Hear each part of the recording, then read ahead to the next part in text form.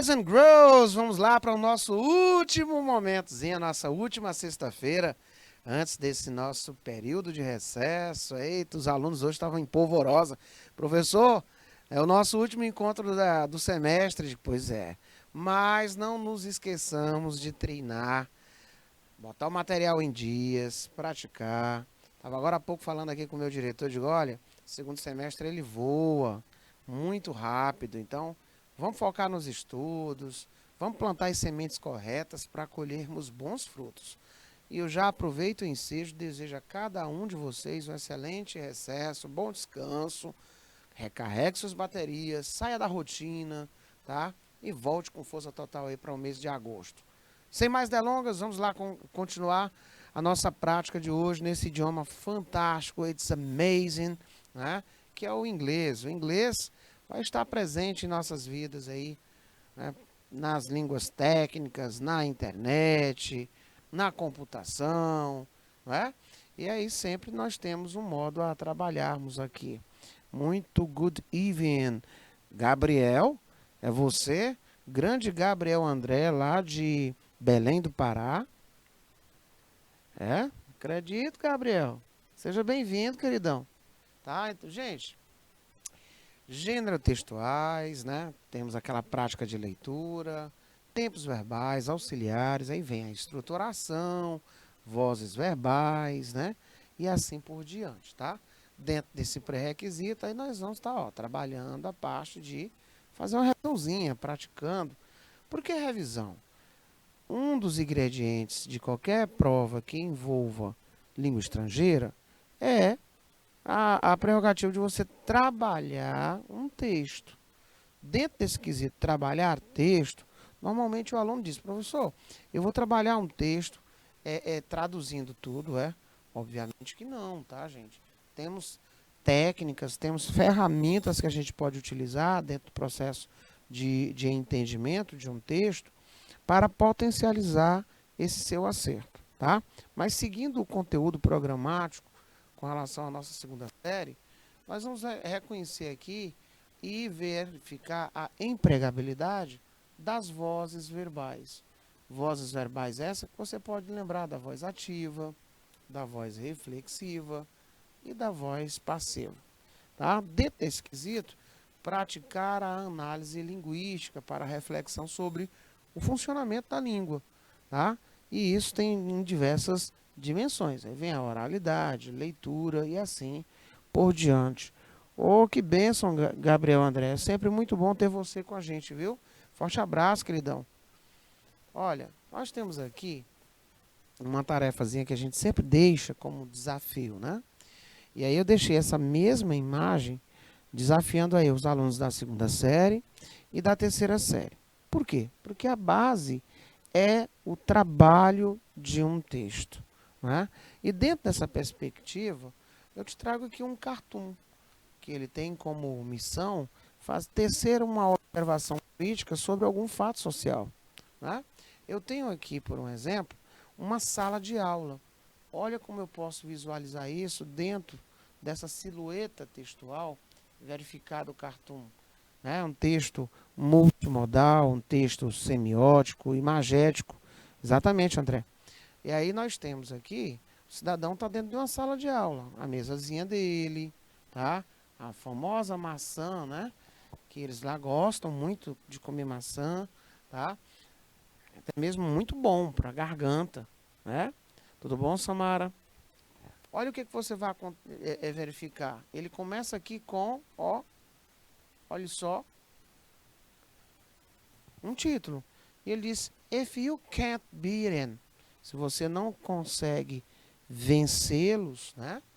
Aí ele disse, ó, junte-se a eles. Bom, ele está aqui de boa, clicando para os seus alunos, eles recebendo aqui a mensagem. E aí, ó, eles ficaram meio que atônitos, tá? Observe esse cidadão aí, último. Por que eu sei que ele é o professor? Porque que na mensagem do celular dele diz, do professor para a classe, tá? Ó, para a classe, para a sua sala de aula, né? Muito obrigado, grande Gabriel. Is it this great? Aí GR8, ó, great, não é bom, não é ótimo, né? Aproveita aí para mim, digita, né? Ó, a sua tarefa, obrigado, tá? E olha aí a cara que os meninos ficaram fazendo aí, tudo bom, dona Samara Lima? Então vamos verificar o que é que aconteceu aqui, tá? A partir da análise dos elementos que compõem um cartoon, infere-se que o professor decidiu enviar mensagens, nós só presenciamos uma, né? Depois de texto, depois que os alunos enviaram uma mensagem pedindo, solicitando, pelo contrário, ele estava em sala de aula, cobrando a tarefa, não é? E dentro dessa questão da tarefa, observe o que, que aconteceu. Eles estavam aí aplicando o uso do aparelho de celular. E ele disse, olha, se eu não consigo vencê-los, eu vou me juntar a eles nessa modalidade digital. Os alunos não entendiam a língua que o professor usava naquela mensagem. O internetês, né? Eles entendiam sim. Eles não sabiam, era que o professor saberia digitar com essa qualidade e essa fluência da época que não é a dele. Pelo menos um dos pais, gente, não tem nem os pais aí. Está dentro de uma sala de aula e você vê apenas o conjunto de alunos, tá? Os alunos sabiam que a expressão great, né, esse GR8, tá? Significa isso? Com toda certeza. Ele pegou o GR, aplicou o número 8, ó, e essa sonoridade aqui deu o great, de ótimo, de bom, de fantástico, né? E aí, obviamente, ele decodificou. O professor não sabia escrever internetês? Bom, nós visualizamos que ele sabia, e sim, é tão tal que causou espanto, né, nos alunos. Ele causou esse alvoroço na turma, certinho? Então a resposta mais condizente seria aí a nossa letra D de dado que o André colocou ali. Que bom, Samara, sempre muito bom ter vocês por aqui e principalmente nesse estado de fluidez, né, de estado de bem-estar. Isso é legal demais. Bom, saindo dessa questãozinha que eu sempre gosto de quando eu vejo um aluno não entendeu ou ficou uma vacância no entendimento, aí eu repito, coloco para casa, peço para justificar, tá? E aí o aluno mandou essa perguntinha aí para mim, professor, o senhor tem como repetir essa questão? E aí, com certeza, né? O prazer é todo nosso, tá? Então, quando se fala de voices, ó, voices of the verbs, você tem que mentalizar o seguinte, as vozes verbais, elas são subdivididas em três. Você pode ter a voz ativa, a voz passiva e a voz reflexiva, né? A reflexiva é exatamente essa. É aquela que você pratica a ação e sofre os efeitos dessa ação. Eu costumo dizer que ela é a melhorzinha de você identificar. Por quê? Porque nós vamos ter esses pronomes terminados em self, selves, e ele vem depois de um verbo. Né? Até na língua portuguesa. Olha, eu fui jogar bola ontem e eu me machuquei. Né? Você praticou uma ação que reverberou em você mesmo. Ou seja, você foi o agente e tornou-se também o próprio paciente. Tá bom? Ah, professor, então é por isso que eu preciso daqueles pronomes que a gente já estudou no início do ano. Perfeitamente. Mas antes de locupletar essas informações, eu preciso repassar para vocês, né, o que é uma voz verbal. Então, a voz verbal, ela pode ser identificada a partir da análise do comportamento do sujeito na oração. E ela pode ser classificada em ativa, passiva e reflexiva. Alright? Vai depender do que se quer enfatizar. Então, se eu quero enfatizar, enaltecer o agente, ou seja, aquele que pratica a ação, então eu vou falar da active voice. A voz ativa, né, ela forma como o verbo se apresenta para indicar a pessoa, né? Ou seja, o agente da oração. Então, quando você ouvir falar que é a voz ativa, você vai lembrar que é aquele que pratica a ação. O agente, ele fica em evidência, né? O João escreveu a carta, tá? Quem escreveu a carta? O João. Então, terminamos de fazer uma voz ativa, né? John brought the letter. Ele escreveu a carta, tá? Ele praticou a ação. Quando isso ele vem assim preconizado, você já tem uma estruturação a ser trabalhada, né?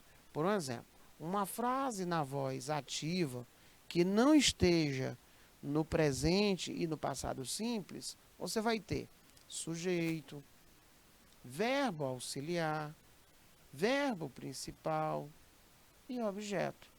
Vamos verificar como é que ficaria aqui a tradução de Pedro is washing the clothes. Quando eu digo que o Pedro ele está lavando as roupas, eu posso dizer claramente que Pedro é o nosso sujeito, que o is é o nosso auxiliar, que o wash, né, é o nosso verbo, e dentro dessa linha eu tenho que acrescentar o ing, porque isso aqui, nessa estrutura, ele é chamado de presente progressivo, tá? Presente progressivo, tá? E essa última parte aqui é o que chamamos de objeto. O Pedro está lavando o quê? Ele está lavando as roupas. Perfeitamente, Gabriel. Tá? Então, eu estou deixando enfático agora o que o Pedro está fazendo. Né? Então, ó, quem está lavando as roupas? Né? Quem está lavando as roupas? O Pedro. Tá? Ele está praticando essa ação. Ah, então as roupas estão sendo lavadas. Perfeitamente.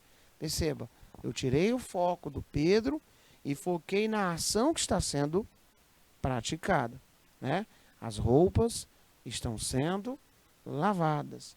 Quando isso acontece, nós chamamos isso de voz passiva, né? Ó, como é que seria aí a passiva? A voz passiva, como é que seria? Ó, vou dizer que as roupas, ó, as roupas, tá? Estão sendo, então vou colocar are, ó, verbo com ing, tá? Washed. Elas estão sendo lavadas. Ah, elas estão sendo lavadas por quem? Por Pedro, não é? Olha aí a voz passiva. Eu tirei o foco do Pedro, mas eu estou focando no que é que o Pedro está fazendo. Ah, professor, se tornou algo mais, não é? Mais formalizado, porque eu não estou culpando ninguém, eu não estou apontando para ninguém, mas eu estou falando sobre uma ação que está sendo praticada. É por isso que essa voz verbal, ela é muito comum ser usada, por um exemplo, em jornais, em notícias, em avisos, tá? Quando não se quer apontar para alguém ou para um grupo de pessoas, mas se quer enfatizar que é uma ação que vai ser praticada no conjunto, tá? Olha, quando você chega num airport, por exemplo, no aeroporto, as bagagens vão ser, né? Vão ser, ó, fiscalizadas, tá? Então, olha, eu estou dizendo que as bagagens vão ser fiscalizadas. Eu estou apontando para quem? Se é a sua, se é a minha, se é a nossa? Claro que não, né? Então, eu vou dizer que as bagagens serão fiscalizadas pela alfândega. Perceberam? Eu estou falando que qualquer uma das bagagens daqueles que transitam por ali, elas serão fiscalizadas pela alfândega. E foi desse jeito que caiu uma questão no Enem anos atrás. Tá? Vira e mexe, aparecem questões assim. Tá? Então, todas as vezes que os senhores ouvirem falar em voz ativa, vocês vão dizer assim, o foco está no agente, no praticante da ação. Por assim dizer, a voz ativa, por ser direta, por ser mais clara, é mais usada nas diversas situações de comunicação. A diferença entre a passiva e a ativa é que essa última, a ativa, ela é caracterizada pela atuação do sujeito, tá? Só corrobora, tá, com o sujeito sendo o foco da ação. Então, todas as vezes, falou em voz ativa, o foco está no praticante da ação.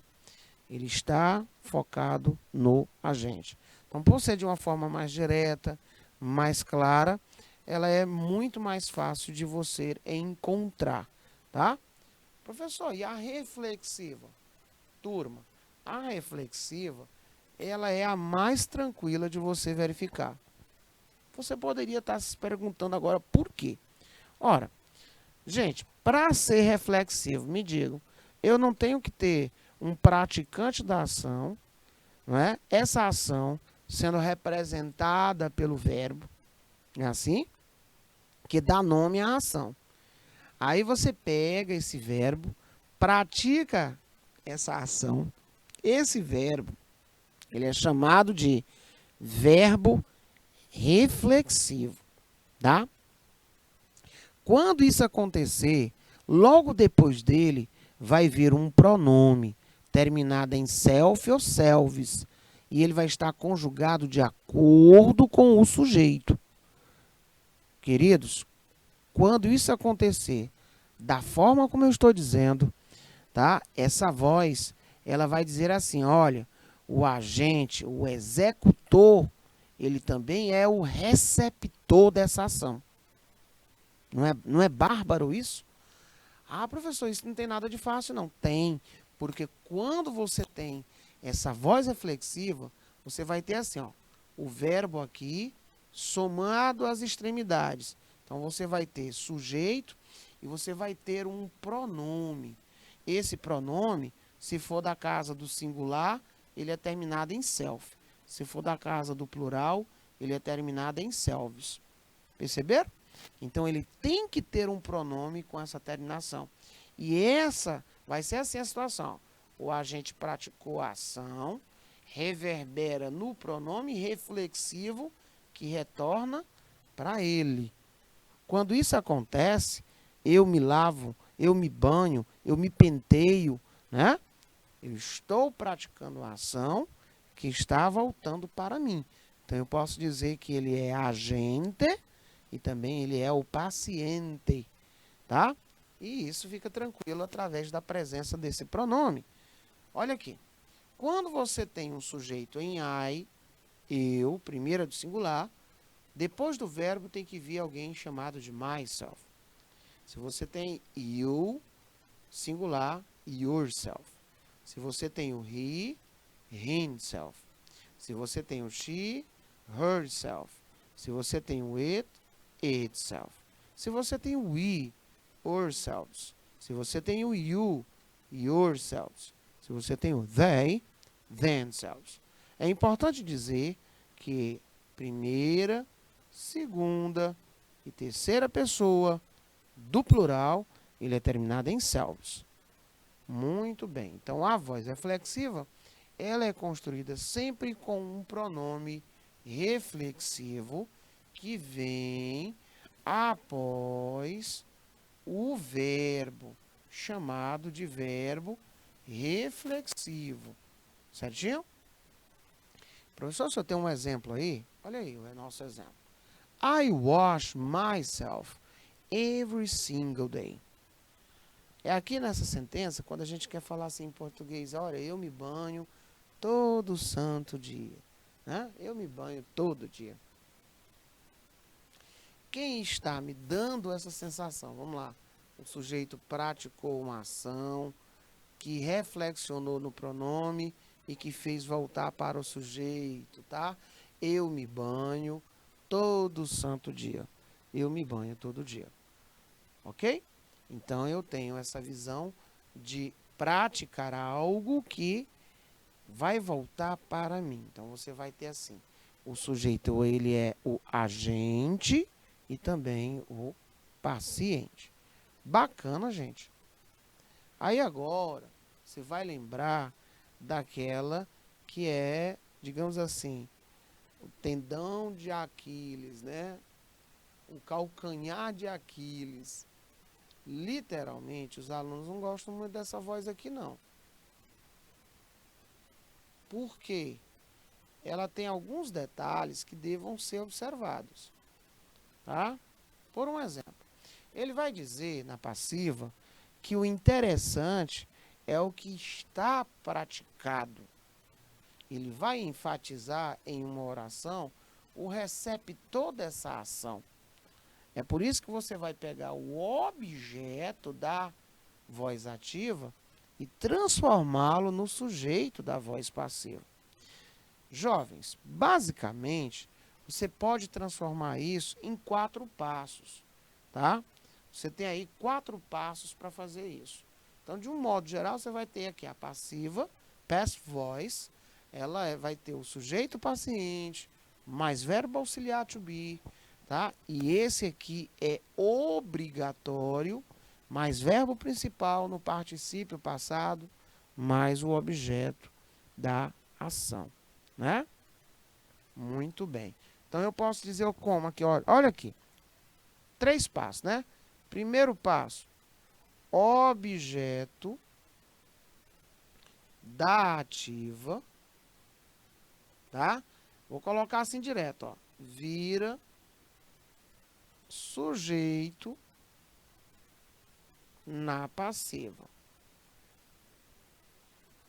Tá? Segundo passo, e esse é obrigatório. O be na passiva, que é obrigatório, tá? Ele vem no mesmo tempo, ó, no mesmo tempo do verbo na ativa. Pronto. Passo 3, ele vai dizer o seguinte, ó, passo 3, também é obrigatório, tá? Deixa eu colocar aqui para vocês direitinho, ó. Passo 3, esse é obrigatório. O verbo da passiva é igual o verbo da ativa, só você vai colocá-lo no que chamamos de particípio passado. Por último, senhores e senhoras, você vai dizer o seguinte, que o sujeito da ativa vai para a passiva precedido, ó, precedido por by, e ele passa a ser chamado de agente da passiva, que não é obrigatório, tá? Então você vai ter assim essa situação. Tá? Eu gosto sempre de botar esses 4 passozinhos que fica melhor do aluno mentalizar e acompanhar. Tá? O que tem de obrigatório?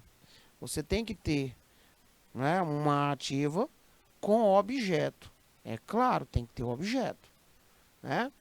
Aí eu pego o objeto da ativa, ele passa a ser sujeito na passiva. Certinho? Aí eu passo a ter a obrigatoriedade de um verbo auxiliar, que ele vai conectar o verbo principal no particípio ao novo sujeito. É o verbo to be. Mas para que ele passe a fazer parte integrante da passiva, deve-se observar primeiro o tempo verbal, porque esse verbo to be, ele vai vir nesse tempo verbal. E por último, você pega o verbo principal da ativa, ele é o mesmo verbo principal da passiva, só que no particípio passado. E aí você pode ter tranquilamente a, a ocorrência do agente da passiva. Certinho? Então, olha aqui. The dog ate my cake. Quando eu digo isso, né, o cachorro, ele comeu o meu bolo. Primeiro item que você tem que observar, o que é? Primeiro item. Quem são os nossos amigos aqui? Então, ó, o cachorro é o sujeito. Ó, o cachorro é o sujeito, tá? Meu bolo é o objeto. O que é que diz o primeiro passo lá que nós vimos? Objeto da ativa, ele passa a ser sujeito na passiva. Então, aqui, ó, o novo sujeito é esse aqui. Tá? Aí, o que é que ele fala? Que o verbo to be, obrigatório, ele vem nesse mesmo tempo verbal. Então, eu peguei esse verbo, eu sei que o verbo em questão é o verbo comer. Olha aí o presente dele. Tá? O passado dele fica aí que vocês viram. E o participio passado dele fica assim, ó, eaten. Então, eu vou usar esse passado para olhar para o meu novo sujeito, que é singular, e atribuir a presença do was. Tá? E o que é que aconteceu com esse verbo? Ele vai fazer parte na passiva, só que no particípio passado. Então, por isso que você vai dizer que o meu bolo, ele foi devorado, ele foi comido, tá? Porque o que você tem interesse é de ver a ação que foi praticada. Tá aí. O meu bolo, ele foi devorado. O meu bolo, ele foi comido, tá? Então, na primeira, a voz ativa, eu tenho o agente, né? Ele está em evidência. Quem comeu o meu bolo? O dog, tá? E o que foi que o dog fez? Ele, né? O meu bolo foi devorado. E o meu bolo foi comido. Certinho? Porque a prática da ação, ela é que está em evidência na voz passiva. Tá? Olha aí o nosso poderoso resumão. Vamos lá? Voz ativa. Você já sabe que na voz ativa, o sujeito, ele é o executor da ação. E ela está centrada nele. Voz reflexiva. Reflexive voice, né? O sujeito, ele é tanto o executor quanto o receptor da ação. E a passive voice. A voz passiva, o objeto é o receptor da ação, tá? O objeto é o receptor da ação. Por isso que você diz assim, ó, eu vou pegar o sujeito, o objeto da ativa e transformar ele em sujeito na voz passiva, porque eu tenho um interesse de saber a ação que foi praticada com este objeto. Certinho? Vamos fazer aqui uma atividadezinha para acrescentar informação à nossa linha de raciocínio. Vamos lá. Esse primeiro momento, eu estou conseguindo ver que se trata de uma capa de jornal. E aqui, em evidência, eu já consigo visualizar a presença de um acontecimento. O que é que me chama a atenção? Esse verbo mais um outro verbo. Então, eu tenho o verbo to be mais um segundo verbo. Tá? Esses dois verbos, um ao lado do outro, eles já estão me falando ali de uma circunstância passiva. Né? O Estado de Israel, ele é criado.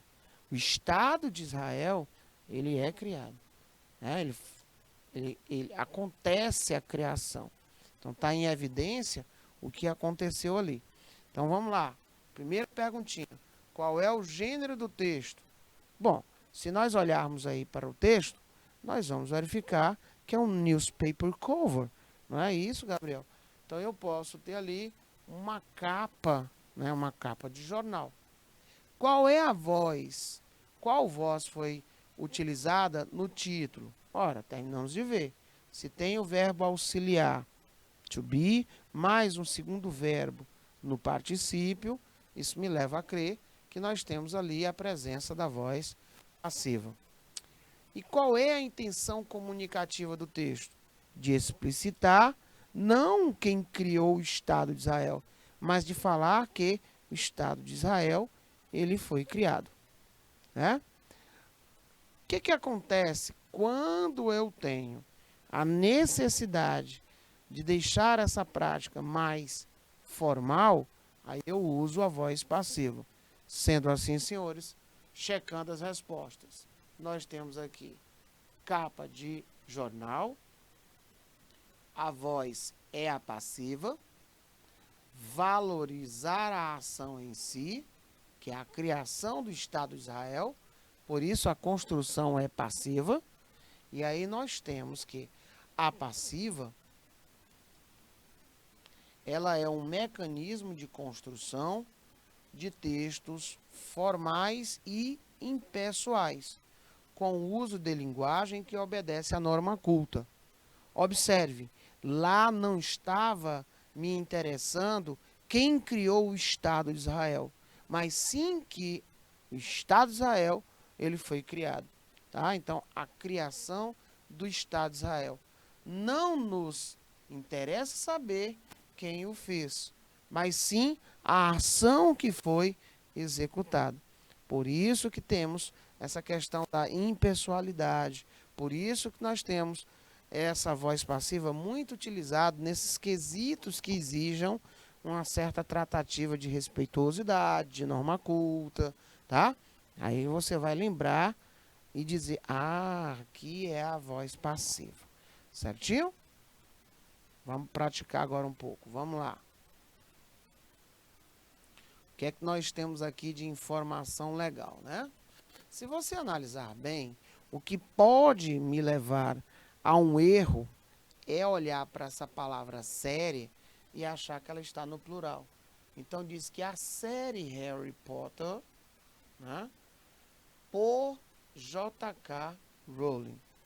As duas primeiras alternativas que você iria eliminar, qual seria? As duas primeiras que você eliminaria logo de cara, aquelas que não têm o verbo auxiliar. Então eu iria dizer que a letra C e a letra D, elas estão incorretas, tá? Outro detalhe que você deve levar em consideração, a presença do verbo write, que é o verbo escrever. O passado dele é wrote e o particípio passado dele, olha aqui, todo lindão, né? Esse é o particípio passado, tá? Esse aí é o nosso verbo escrever, certinho? Bom, se eu tenho aqui o verbo escrever, eu já sei que ele é um verbo irregular, ele não tem terminação, é de. Bora centrar aqui. Essa série, ela é nova ou ela é antiga? Ou ela ainda vai ser criada? Professor, are you nuts? Tu tá doidão? Tu tá maluco, homem? Gente, essa daqui, ela é uma série que já foi criada. Nós já sabemos da sua origem. Nós já sabemos que ela faz muito sucesso. Tá? Por conta disso, eu não posso utilizar auxiliar to be no presente. Porque eu quero falar de uma criação que foi executada. Foi realizada por J.K. Rowling. Por isso que a nossa resposta vai ser a letra B de bola. Certinho? Coloque aí para não esquecer, ó. Was, ó, ela foi escrita por J.K. Rowling, tá? Alguma dúvida aqui, meus ilustres? Bacaninha. Aqui é um dos modelos, uma das possibilidades de questões da nossa prova, né? Vamos lá.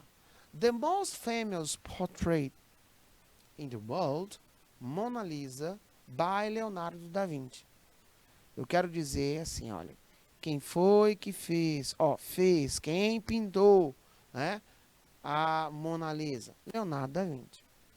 Quais os itens que eu vou ter que tirar de cena? Eu vou tirar a letra B e vou extrair a letra D. Por que, professor, que você já vai eliminar essas duas letras?